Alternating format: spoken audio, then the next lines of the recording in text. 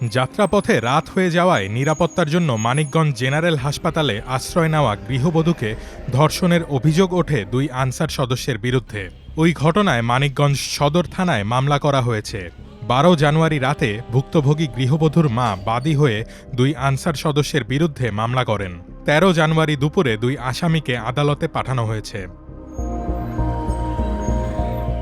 2 আসামি হলেন কিশোরগঞ্জের করিমগঞ্জ উপজেলার আওতিয়াপাড়া গ্রামের আবু সাইদ ও টাঙ্গাইলের ভূত্রাপুর উপজেলার ফলদা পূর্বপাড়া গ্রামের শাহাদাত হোসেন। মানিকগঞ্জে 250 শয্যা বিশিষ্ট হাসপাতালে নিরাপত্তার দায়িত্বে তাদের নিয়োগ করেছিল হাসপাতাল কর্তৃপক্ষ।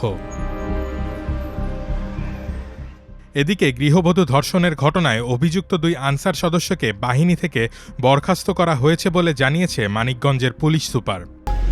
যে ওদের 10-12 জন এখানে থাকে তাদের সবাইকে বের করে আনি মেয়ে দেখা দিয়েছে যে এই 2 জন সদস্যই আমার সাথে খারাপ কাজ করেছে। ওই তার দেখানো অনুযায়ী আমরা 2 জনকে তাৎক্ষণিকভাবে আইনের আওতায় নিয়ে আসি আর কি। পরবর্তীতে তারা আমাদের কাছে স্বীকার করেছে এবং আজকে ওরা 164 করার কথা আছে। তো আমরা যদি ওরা 164 করে আমরা আপনাদেরকে এটা অবগত করব। এই হচ্ছে মূল বিষয় আর কি। এ ঘটনায় 2 সদস্যের একটি তদন্ত কমিটি গঠন করেছে আনসার ও গ্রাম প্রতিরক্ষা বাহিনী।